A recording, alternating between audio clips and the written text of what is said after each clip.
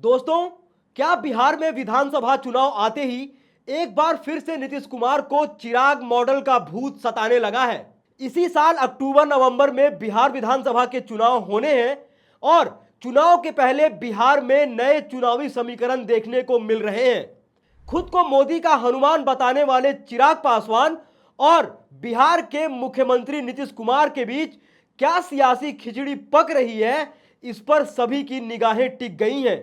2020 के विधानसभा चुनाव के बाद नीतीश कुमार की पार्टी जनता दल यूनाइटेड बिहार में तीसरे नंबर की पार्टी बन गई थी और इसकी एक बड़ी वजह चिराग पासवान भी थे। चिराग पासवान ने पिछले चुनाव में नीतीश कुमार की पार्टी के उम्मीदवारों के खिलाफ अपने उम्मीदवार उतार कर नीतीश कुमार को जबरदस्त झटका दिया था और इस चिराग मॉडल से नीतीश कुमार को कम से कम बिहार विधानसभा में 30 सीटों का नुकसान हुआ था। चिराग मॉडल किसके कहने पर लागू हुआ था, ये तो आप जानते ही हैं। पर क्या नीतीश कुमार को चिराग मॉडल का भूत फिर से दिखाई दे रहा है? ये सवाल हम इसलिए उठा रहे हैं क्योंकि अमर उजाला में छपी खबर के मुताबिक नीतीश कुमार चिराग पासवान के इफ्तार पार्टी में तो पहुंचे, पर ना तो चिराग पासवान से गले मिले और ना ही चिराग पासवान से इन्होंने कुछ बात की और चुपचाप वो इस इफ्तार पार्टी से निकल गए। अब यह सवाल उठ रहा है कि क्या नीतीश कुमार बस औपचारिक तौर पर एनडीए गठबंधन का हिस्सा रह गए हैं? दोस्तों, पूरा मामला बेहद ही दिलचस्प है, तो वीडियो में अंत तक बने रहिएगा। पर वीडियो में आगे बढ़ने से पहले अगर आप चैनल पर पहली बार आए हैं तो चैनल को अभी सब्सक्राइब करें और बेल आइकॉन दबा दें ताकि चैनल से जुड़ी तमाम जानकारी आपको मिलती रहे। देखिए दोस्तों, अमर उजाला की खबर आपकी स्क्रीन के सामने है। चिराग पासवान के दावते इफ्तार में पहुंचे सीएम नीतीश कुमार, मगर ना गले मिले ना कुछ बात की। लोजपा के राष्ट्रीय अध्यक्ष चिराग पासवान ने सोमवार को दावते इफ्तार कार्यक्रम का आयोजन किया था। इस कार्यक्रम में मुख्यमंत्री नीतीश कुमार के साथ साथ उप मुख्यमंत्री सम्राट चौधरी, विजय सिन्हा और विजय चौधरी के साथ साथ भाजपा और जदयू के कई कार्यकर्ता और नेता शामिल हुए। यह कार्यक्रम लोक जनशक्ति पार्टी रामविलास के कार्यालय में आयोजित की गई थी। इस इफ्तार पार्टी में चिराग पासवान सभी नेताओं से गले मिलकर उनको दावते इफ्तार की बधाई देते नजर आए। इस कार्यक्रम में मुख्यमंत्री नीतीश कुमार शामिल हुए, लेकिन चिराग पासवान के गले नहीं मिले।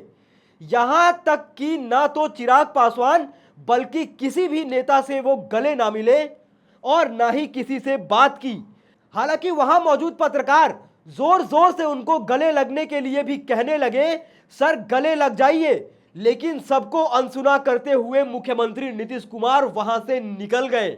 एक तरफ तो मुस्लिम पर्सनल लॉ बोर्ड और जमीयत उलेमाए हिंद समेत 7 मुस्लिम संगठनों ने नीतीश कुमार और चिराग पासवान की इफ्तार पार्टी का बॉयकॉट एक लेटर लिखकर कर दिया है और चुनाव के पहले जनता दल यूनाइटेड और लोक जनशक्ति पार्टी को यह बता दिया है कि ऐसा नहीं हो सकता है कि आप भाजपा की मुस्लिम विरोधी नीतियों का समर्थन भी करें और चुनाव के समय हमसे वोट भी ले ले। इनका विरोध नीतीश कुमार और चिराग पासवान की पार्टी से है कि आप वक्फ बिल पर केंद्र सरकार का समर्थन क्यों कर रहे हैं।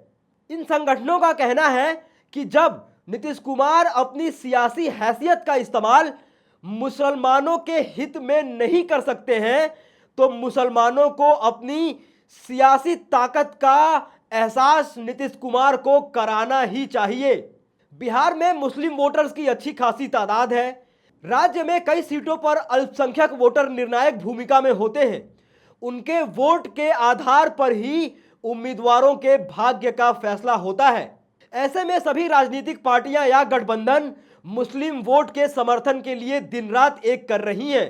पर मुस्लिम संगठनों के नीतीश कुमार और चिराग पासवान के बॉयकॉट करने से सियासी समीकरण पूरी तरह से बदल सकते हैं और इस बॉयकॉट की वजह से नीतीश कुमार की पार्टी को बड़ा नुकसान हो सकता है। तो वहीं दूसरी तरफ तेजस्वी यादव की पार्टी राष्ट्रीय जनता दल ने इमारते शरिया का पत्र शेयर किया था जिसमें मुख्यमंत्री नीतीश कुमार को इफ्तार पार्टी से बॉयकॉट करने की बात कही गई थी।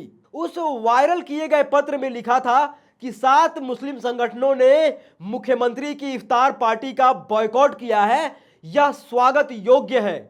दूसरी तरफ भारतीय जनता पार्टी मुख्यमंत्री पद के लिए नीतीश कुमार के नाम पर सहमत नहीं है और किसी भी नेता द्वारा यह बात नहीं कहा जा रहा है कि नीतीश कुमार ही चुनाव के बाद बिहार के मुख्यमंत्री रहेंगे, पर यह बात जरूर कही जा रही है कि चुनाव नीतीश कुमार के नेतृत्व में ही लड़ा जाएगा।